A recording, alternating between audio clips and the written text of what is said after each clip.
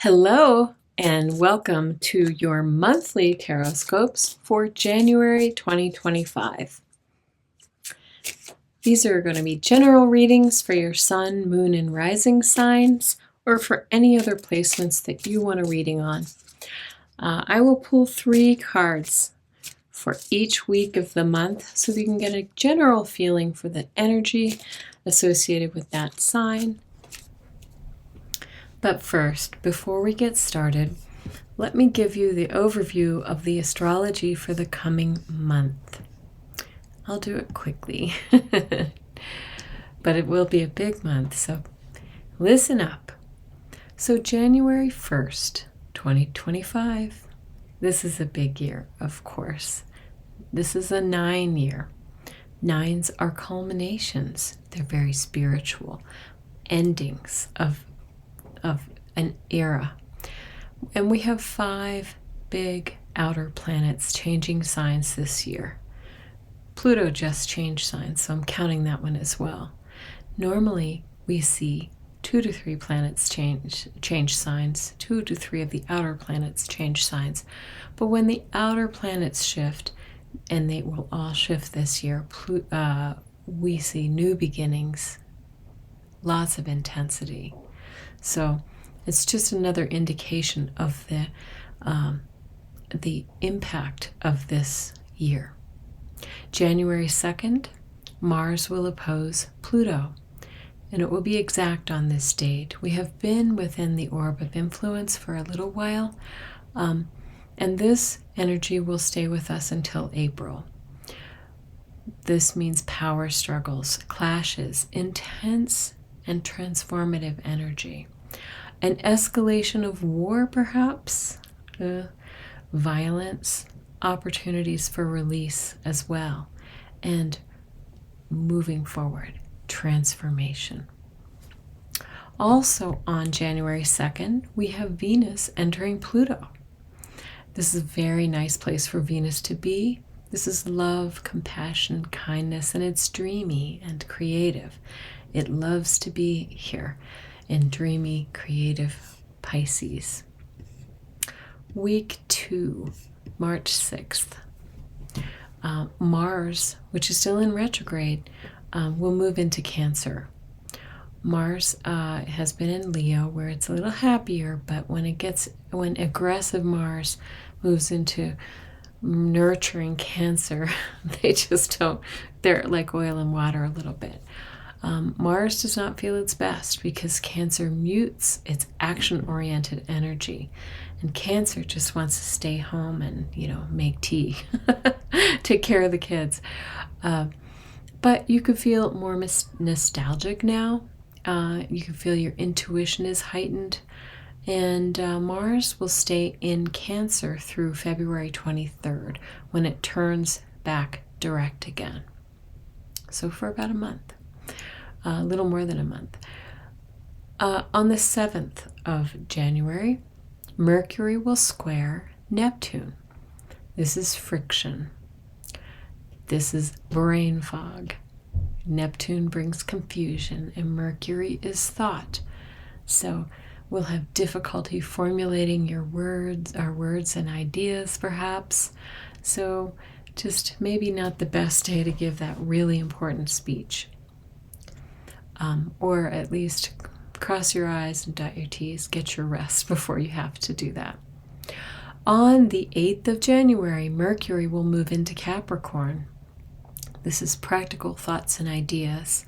Realism, how we think and speak, will be very rational now, while Mercury is in Capricorn.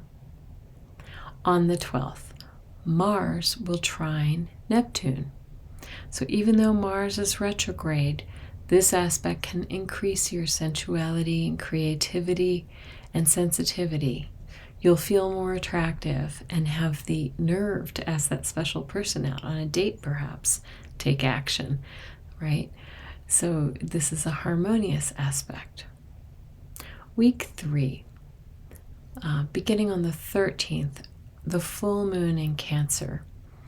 What did you set into motion during the last new moon on the 30th of December? These things may come to a head, come to fruition at this time. Full moons and Cancer are both thought to be very emotional. So this can be an emotional day. Listen to your intuition, nurture yourself and others now. Also on the 13th, the Sun will form a trine with Uranus. Pleasant surprises may come your way. Uranus is about surprises. Show your uniqueness and let your freak flag fly. Say that 10 times fast. On the 14th, Venus will form a square with Jupiter. When the two benefics form a square, you may lack motivation to work or meet your responsibilities this day. You could also find money trouble, love and relationship issues. Your luck might be, you might be pushing your luck a little bit, or you might be out of luck. So just stay cool. On the 15th of January, the Sun will oppose Mars. This could make you feel fiery and passionate, perhaps a bit aggressive today too. Find an outlet for this energy, or you could show flashpoints of anger today. The 17th, the Sun will sextile Neptune. This nice aspect can make you feel very creative and idealistic. It can also heighten your spiritual connections this day too. On the 18th, Venus will conjunct Saturn. This is a good time to lock in long-term relationship goals and form bonds with others that are long-lasting. A great day to get engaged, to set your wedding plans in place. The 19th, Mercury will form a sextile with Venus. You'll be fun-loving, friendly, and influential on this day. On to the 4th week, the 20th. On this day, the Sun will move into Aquarius. So happy birthday, Aquarius. This also happens to be the presidential inauguration. Since Pluto just entered Aquarius, it's sitting right at the opening gate for Aquarius, the Sun will also form a conjunction with Pluto, also known as a Pluto cazimi. So this is a time for individuality, for standing up for our own rights, for technology-minded and intellectual people, for intellect in general and learning new things. On the 21st, we will have a very rare planetary parade. 6 planets will be forming a line or an arc in the sky, and most of them will be visible. Saturn and Neptune, maybe not so much to the naked eye. But most of the outer planets, plus Mercury, is a rare occurrence to see in a line. This marks a time of transformation. Again, productivity, personal growth, and success as a whole, for the whole planet. New opportunities are available now. Also on the 21st, the Sun will conjunct Uranus as well. So surprises and breakthroughs, big revelations, insights can be had. This is a very rebellious time. On the 23rd, Mars will sextile Uranus as well. Again, Uranus brings change, and when it's in an aspect with Mars, it can be rebellious, active, forceful energy, an opportunity for more breakthroughs. Breakthrough. Also, on the 23rd, Mercury will oppose Mars. This is a time for sharp mental activity and quick-witted, active minds. You can argue your point effectively this day, but use caution not to be overly aggressive now. And on the 25th, Venus will form a trine with Mars, a harmonious time for emotional connections and a great time to make your move in areas related to love and money. This can be intense. On the 26th, Mercury will sextile Neptune. This will heighten your intuitive senses and your perception of the world around you. This is a creative time too. So if you're a writer or use your words for a living, this is a really good time to write or speak, I suppose. And the last aspect I want to talk about on the same day, the 26th, is Venus sextile Uranus. This is spontaneity in friendships, love, money, or creativity. And creative endeavors will bring surprising results.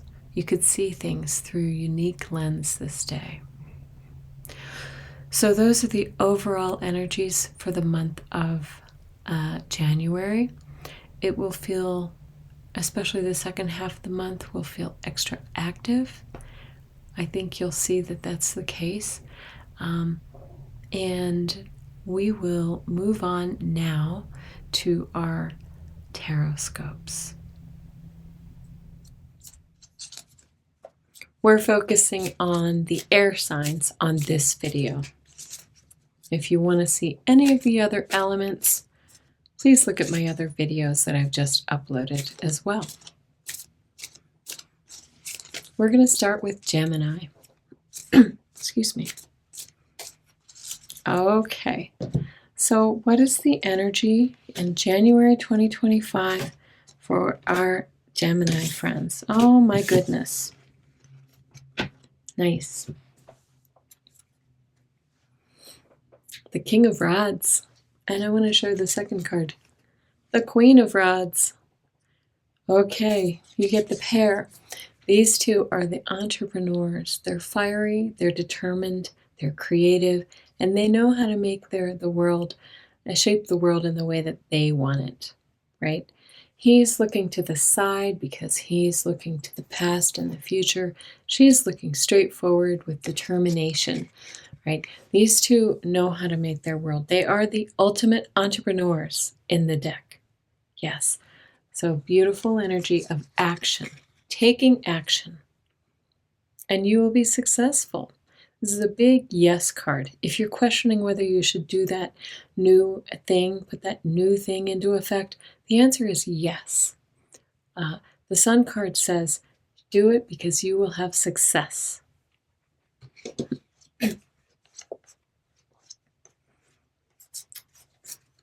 Okay, second week of January, Gemini, you get the World card. Yeah, endings and beginnings.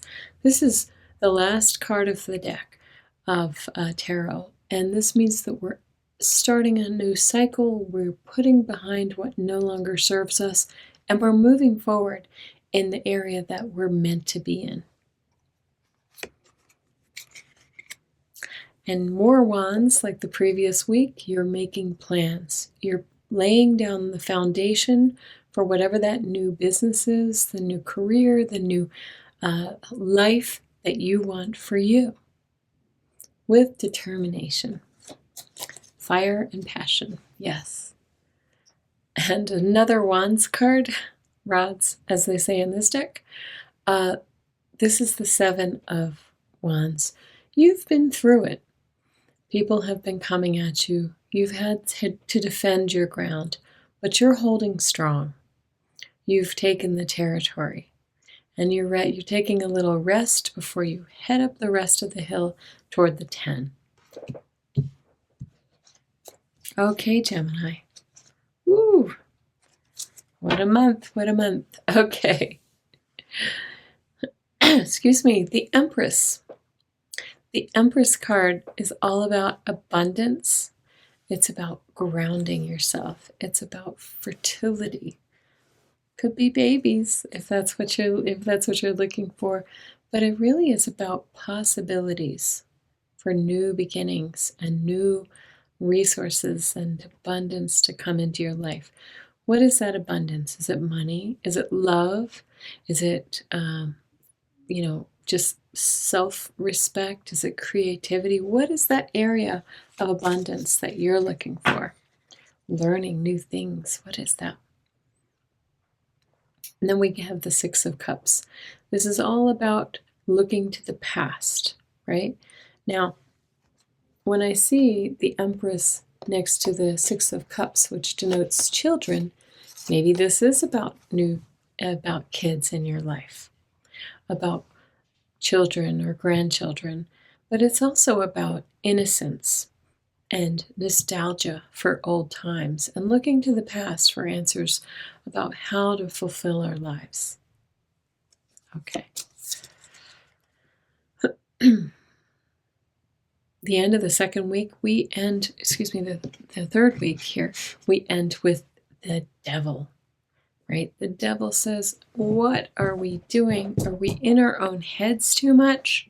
Do we have people or activities in our lives that are just not working for us? What are we tied to that's no longer good for us in our lives? What do we need to let go? Third week, we're being asked to let things go, and it may be some things from the past, people or activities or habits from the past that we need to let go of. Fourth week, Gemini. Oh my. I love this. You'll see why in a second. The Death card. Big change coming for you. By the end of the month, change is coming your way. Transformation, transition. This is not a death. This is a death of an old way of being. And that is, to me, it feels as if this energy is being put behind us. Yes? What do we need to put aside? You're going to see the world from a new perspective.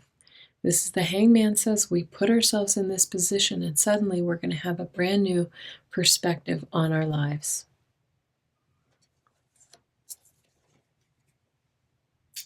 And you get your card, Gemini, the Lovers card. The Lovers is about coming together. It's about communing with people. This could be physical love. This could be a romantic relationship or a partnership with someone else that we're really kind of taking to the next level. But this is also about just coming together with other people, at which you're so good at, Gemini. You are the communicator, and this is a beautiful way to end the month. You're stepping into your own, I would say, by the end of January. And this looks like a really good month for you. A really good month. Our next air sign is Libra. Giving the cards a quick shuffle. Oh my goodness. Wow. Okay, starting January with a bang. Breakthroughs. Ace of Swords brings breakthrough energy. New truths, right? Now you know what direction you want to take. Is this a new career, new love, new finances, do I want to travel? You're going to have some breakthroughs. Libra. High Priestess is next. Okay, perhaps that breakthrough is with your intuition. Your intuition will be on 11. It'll be turned all the way up. Those secrets are going to be really come up from within, from your heart space. You're going to know which direction to move intuitively. And look at this. Speaking of knowing, the King of Swords knows what he wants, knows how to get it. He's all strategy. He's all logic, right? So we use our intuition and our logic here this week to really move forward into the year 2025. Okay, for the second week, of January for Libra. Very nice. All right, we start with the Empress. This is abundance. This is all of the material comfort as well as just the general possibilities of new things. Beautiful, beautiful energy. Very grounded energy. Very nurturing energy. And the next card is the World card. Big changes coming your way. Ending the old cycles and beginning the new. Ending the old way of life, things that no longer serve us, and moving into the new potential for you. She is pure potential, and this is potential as well. And then Libra, you get your card, the Justice card, right? She is the Lady of Balance. This is bringing what's fair and what's right. This is bringing balance back into your life. If you've been feeling out of balance, Libra, and I think some of you have been, I'm a Libra.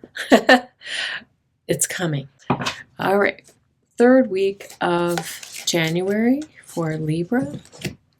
Did I? Yes. Okay. Third week. Changes, changes, changes. We start with this. I'm going to go this way again. Okay, so we start with this Five of Swords. Again, this is a card of, fives are always about transition, right? Changes. Excuse me.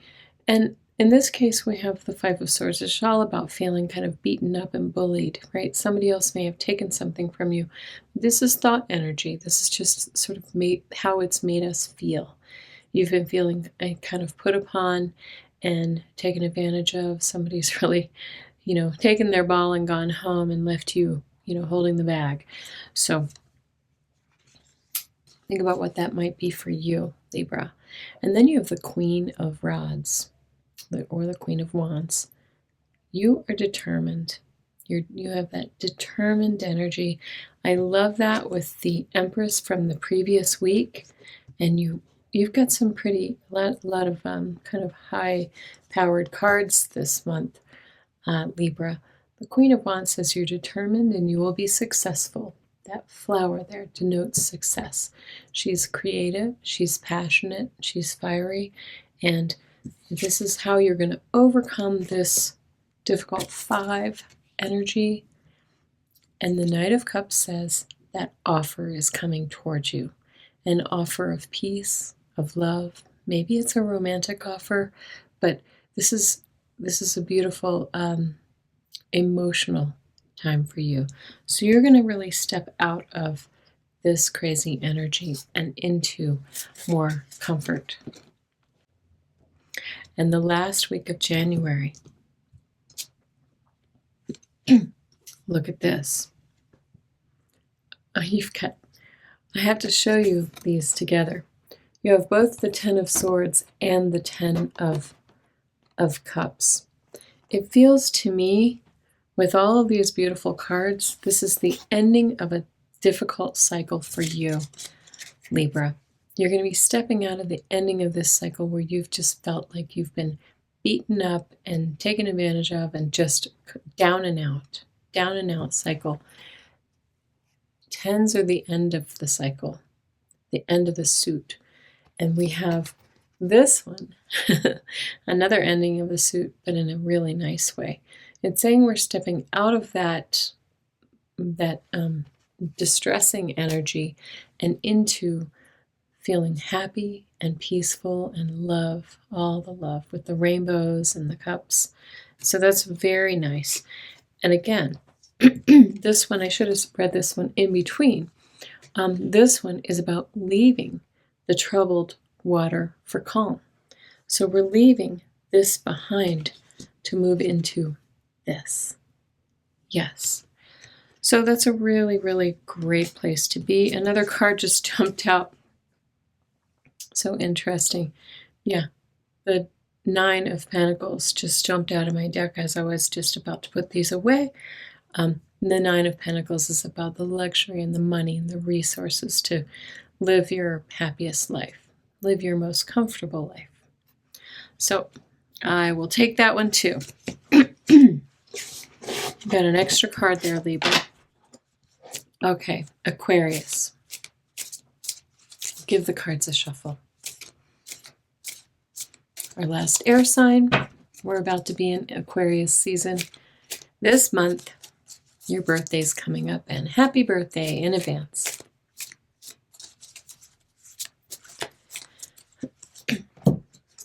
Okay. I feel like we're seeing a lot of the same cards in all of these readings. The first card that comes out is the endings and beginnings, the world. And what a great way to start a new year. New year. And new beginnings, leaving behind the old and looking forward to the new. Yep. And you're going to have a whole new perspective when we start this new year. I love that for you. A whole new perspective. So the hangman is the position you've put yourself in so that you can really kind of see the world for what it is and where you need to go. You know, sometimes you need to kind of get to the top of the hill so you can see the world and get a lay of the land. And that's what you've done for yourself. And you get this beautiful Six of Cups. Nurturing, calm, beautiful, nostalgic energy. Energy that could relate to children literally, but usually it's the innocence of that time. And so when you are in this position, this hanged man position, you're able to look back on a nicer time to sort of plot your future for the new year. Okay. Second week of January, Aquarius, you have the Hermit card. With this Hanged Man card in the previous week, you're going to be in a new position to really kind of look within and see, really get the answers that you've been looking for. Like, where do I want to go in life? Do I need a new career? What's not working for me anymore, and what is? Okay, so this is about looking deep within. Excuse me. Because perhaps you've been feeling a little bit anxious, worried, upset. This is the Nine of Swords. The Nine of Swords is about anxiety. This is that up nights worrying about things, right? We need to step out of that. This is why we need to be in that hermit energy. We really need to look for those answers within. And look at that. Once we spend some time with ourselves, with our thoughts in meditation, we're going to have some breakthroughs. We're going to have some aha moments in the second week of January. Third week, look what we start with, the Devil. What are those bad habits that we need to leave behind? We had this World card here. Endings and new beginnings. You've been searching your soul. The Hermit card is the soul searching card. You may have discovered that maybe you've got some really bad habits, bad people in your life, bad toxic energy that you need to just hang up. You need to leave it behind. You need to get those people out of your life. You need to stop thinking those repetitive thoughts right here. Those repetitive negative thoughts that are kind of holding you in a certain pattern in your life, you need to let them go. To allow for a transition in your life. To allow for a change, a needed change with the Death card. Death card says, again, what is it in our lives that we need to cut away so that we can move forward as a whole new me, whole new you. And Aquarius, you get the Empress card. When you do those things, when you really kind of face the truth about who you are, what you need in your life, I think you're going to find that abundance awaits you, right? Remember we talked in the previous week about facing the truth. You are going to live a much more abundant life. You're going to live a much more abundant life. Yep, last week of the month. Wow, okay. We start with the Crossroads card. The Two of Swords says, I'm at a spot in my life where I have an inflection point. It's kind of similar to this Hanged Man card. It looks like a very transformative month. You got both the World and the Death card, right? You also got the Hanged Man and the Crossroads card, right? When we're at a crossroads, we need to make decisions. We need to decide, am I living my best life or am I just scraping by? How do I move into a more complete version of who I am? What am I meant to be? Excuse me. And then we have the Ace of Cups. So this is a whole new start. Once we sit in this energy for a little bit, we're going to have some clarity. We're going to feel those emotions. It's going to be a good time. And I'm saying that because the last card that we get is the Ten of Pentacles. Ten of Pentacles brings us into our legacy, the abundance for the abundant life with the home and family into our legacy. This is nice. And I would appreciate very much if you gave me a thumbs up, left a comment, and subscribed if you're not a subscriber. Thank you so much for being here, and happy January.